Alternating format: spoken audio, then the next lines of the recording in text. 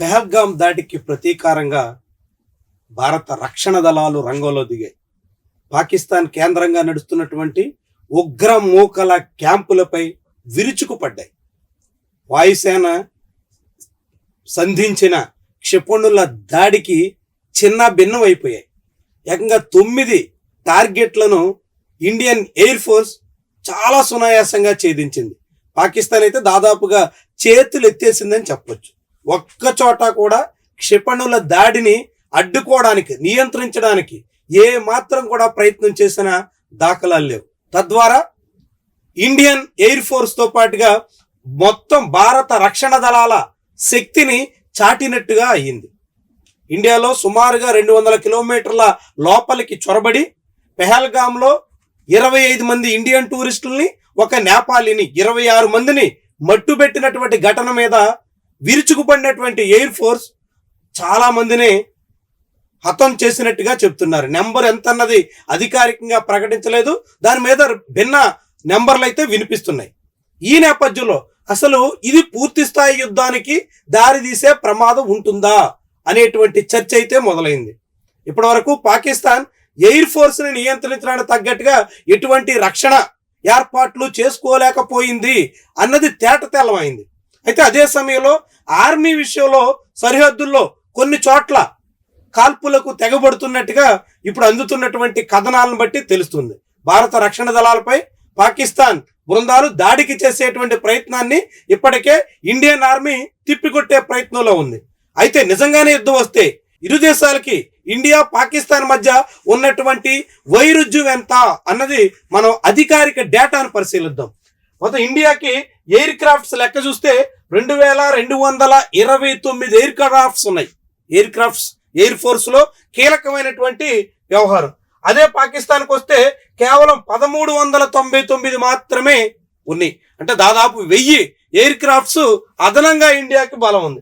ఇక fighter air crafts 513 India దగ్గర ఉంటే 328 మాత్రమే పాకిస్తానీలు కలిగి ఉన్నారు. అంటే ఇక్కడ కూడా ఇండియాది చాలా చాలా పైచేయి. అటాక్ హెలికాప్టర్స్ చూస్తే భారత్ దగ్గర 80 ఉన్నాయి. అదే పాకిస్తాన్కి వస్తే 57 మాత్రమే వాళ్ళ దగ్గర ఉన్నాయి. ఇక ఆర్మడ్ వెహికల్స్ చూస్తే 1,48,594 భారత రక్షణ దగ్గర ఉంటే కేవలం 17,516 మాత్రమే. చాలా నామమాత్రం అన్నమాట. అసలు ఆర్మడ్ వెహికల్స్ విషయంలో ఇండియన్ ఫోర్స్ తో పోలిస్తే పాకిస్తాన్ దగ్గర చాలా చాలా నామమాత్రం. దాని తర్వాత ట్యాంకులు చూస్తే 4,201 ఇండియన్ గవర్నమెంట్ దగ్గర ఉంటే కేవలం 2,627 మాత్రమే పాకిస్తానీల చేతుల్లో ఉన్నాయి.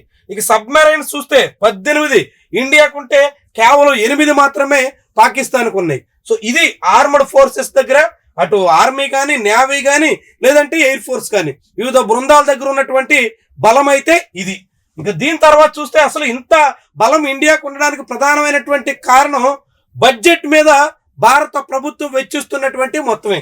ప్రపంచంలో సైనిక వ్యయంలో ఎవరెక్కడున్నారు అన్నది పరిశీలిస్తే అమెరికా $997 బిలియన్ ఏటా బడ్జెట్ లో ఖర్చు చేస్తోంది. చైనా $314 బిలియన్ తన సైన్యం మీద వెచ్చిస్తోంది. రష్యా $149 బిలియన్ ఖర్చు చేస్తోంది. జర్మనీ $88.5 బిలియన్ ఖర్చు చేస్తుంది. ఇండియాకు వచ్చేసరికి $86.1 బిలియన్ చొప్పున ఖర్చు చేస్తూ 5వ స్థానంలో ఉంది. ప్రపంచంలో సైనిక శక్తి మీద ఖర్చు చేస్తున్నటువంటి దేశాల్లో ఇండియా టాప్ 5లో ఉంది. కానీ పాకిస్తాన్ వచ్చేసరికి 29వ స్థానంలో కేవలం $10.2 బిలియన్ మాత్రమే.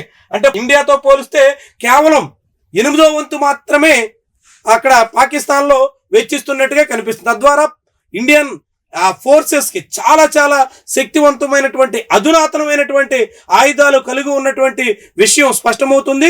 ఇంత పెద్ద ఫోర్స్ ని పాకిస్తాన్ తట్టుకునేటువంటి శక్తి లేదని నిన్నటి ఎయిర్ ఫోర్స్ క్షిపణి దాడుల మిసైల్ అటాక్ లోనే తేట తెల్లవైపోయింది. ఒక్క మిసైల్ ని కూడా అడ్డుకోలేకపోతే మొత్తం 9 మిసైల్స్ టార్గెట్స్ ని ఛేదించగలిగాయంటే పాకిస్తాన్ ఎయిర్ ఫోర్స్ శక్తి ఎంత వీక్ గా ఉందో, ఆ దేశం సైనిక పరంగా ఎంత వెనుకబడి ఉందో నిన్నటి దాడి తేట తెల్లం చేస్తోంది.